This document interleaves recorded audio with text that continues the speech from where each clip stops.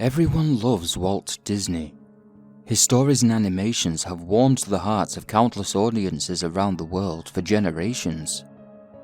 That's the side of him they wanted you to see. I worked 3 years in Burbank, California as a digital archivist for the Walt Disney Company. I can't give my name here because just me writing this is breaking half a dozen NDAs that they made me sign before I was let go from the company. My job was to oversee conversion and restoration of film prints into digital format. Because there was rarely anything new to come out of the vault, I found the majority of my time on the clock was spent doing digital cleanups of repertory titles. They'd made us huddle over already sifted through footage to pick up specks of dirt from films like Cinderella or Snow White. That was so when people bought yet another re-release on Blu-ray, they'd think they was getting their money's worth. That all changed when I heard that half a dozen film canisters had been discovered in the basement of one of Disney's many vacation properties. There were 13 canisters, all of them labelled with their titles. The majority were old, unseen Mickey Mouse shorts, nothing new or original. One of the canisters, however, was unmarked. I ran the film through a projector. The year 1944 appeared on the screen, and then the title read, Walt Disney's The Final Solution. What followed was a beautifully animated cartoon, in full colour and sound. The animation was unlike anything Disney had ever made before or after. Instead of cartoonish characters with comically exaggerated features, I was looking at near photorealistic renderings moving with lifelike fluidity. There was no music, only a low humming sound that almost played melodically in unison with the images. I can remember every frame of the cartoon like it was just yesterday. The story was about a man named Dr. Disney. He was a scientist working for the government who had come to a drastic conclusion. Mankind was a sickness, a pox on the planet, a hateful parasite that could never be cured of its own shortcomings. After an unauthorized experiment involving 2 eventually confiscated chipmunks, the doctor was court-martialed and publicly shamed for his extreme scientific methods. Alone, broken, and on the cusp of poverty, the doctor would soon be approached by a Russian spy who had explained that, over the years, the KGB had been spying on him. The doctor's scientific achievements being the subject of much study in Russia. The cartoon continues, with Russia secretly bankrolling the doctor, allowing him to continue his experiments in a hidden, underground laboratory containing the most cutting-edge technology.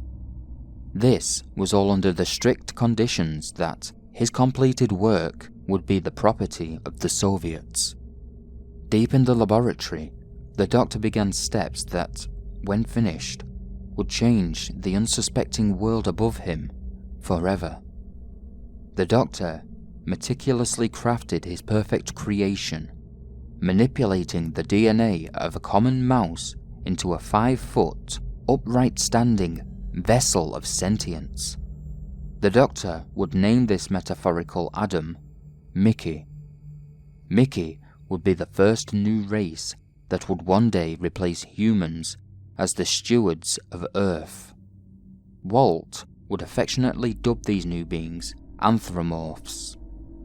In the following weeks, Mickey would learn and comprehend at a nearly impossible rate. Mickey would eventually utilize this newfound intelligence to assist the Doctor in the creation of 2 more anthropomorphs, a duck that would be named Donald, and a dog that would be named Goofy. The Doctor would pass his moral values onto the trio, constantly teaching Mickey, Donald, and Goofy about the folly of mankind and how it could all be changed for the better. the Doctor would keep his creations hidden from the Russian higher-ups, buying time by telling the KGB he was working on a bioweapon, codenamed Fantasia, that, when used, would wipe out not only the Americans, but anyone else who didn't represent the best interests of the Soviet Union. This weapon, as he continued to explain, would carry on the winds, travel around the entire world, killing those not inoculated with the cure. The Doctor delivers the Russians both the superweapon, Fantasia, as well as the means to administer the cure to every man, woman and child that the Russians deemed worthy of saving. The Russians deployed the Doctor's doomsday weapon. Fantasia spreads across the globe, killing billions in a matter of days, including the Russians themselves. The cure the Doctor claimed to develop never existed. The human race is soon erased from existence. It's revealed that Fantasia would have a secondary purpose. While deadly to humans, the compound would mutate all animals that came into direct contact. Anthropomorphs are now the dominant species on the planet. This is shown in a montage that plays like something from a horror movie due to the animation's realism. Deep in the underground lab, the Doctor is isolated from the effects of Fantasia. He spends his final moments with Mickey, saying, "Remember what I've taught you. When I'm gone, they'll look up to you for leadership. All of them. Learn from our mistakes so that you never make them yourselves." Mickey is confused, thinking that the Doctor would see this new world he was responsible for creating. The Doctor tells the saddened Mickey that he has no place in that world. It no longer belongs to him. After an emotional goodbye to his protégés, Mickey, Donald and Goofy know what must be done. Using their enhanced strength, the three rip the Doctor's body to bloody shreds, then take turns consuming the gory chunks to acquire the last of his wisdom. Mickey, Goofy and Donald escape to the surface, where they are surrounded by hundreds of newly turned anthropomorphs. They're lost, they're confused, they're scared. Mickey tells them not to fear, as he takes his place as shepherd to this new flock that's looking for guidance. We see a montage of a society being reborn. Mickey is declared all-powerful leader of Disney World. Donald and Goofy take their place at Mickey's side as his counsel.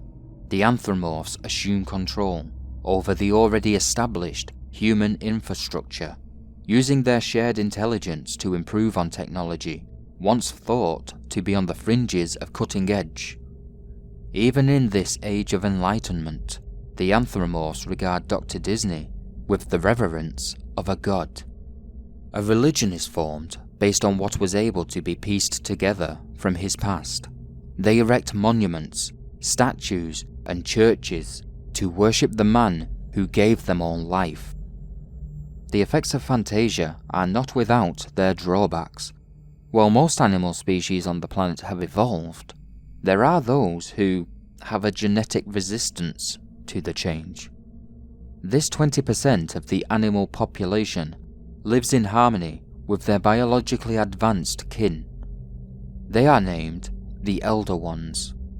Some continue to live in the wild, others live as pets. The cartoon finally ends with Mickey taking one of these animals in. A familiar orange dog. The end fades up on the screen as Mickey and Pluto walk off into the sunset. I was oblivious to the fact my nose had been bleeding continuously as I watched the cartoon.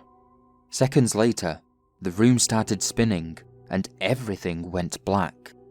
When I came to, the lab was in ruins. Machines were smashed and streaks of blood stained the walls. Looking down at my trembling hands, I could see that they were covered in deep gashes. Not long after waking up, I would be escorted off the premises by security. I was let go soon after sabotaging company property. It was very formal, and they chose not to press charges. The blackouts would continue for months after my termination. When I eventually did go to the hospital, they discovered I have stage 4 brain cancer. I know with every fibre of my being that I'm now sick from watching that cartoon. The doctors say that I don't have long left, that I should make the best of my remaining time. I wish I could. I really do. But I can't stop thinking about what I saw that night. I can't stop wondering what Disney originally planned to do with that cartoon. I hope to God that they destroy it, because I know now, in these final moments of my life, that cartoon wasn't named the final solution. It was the final solution.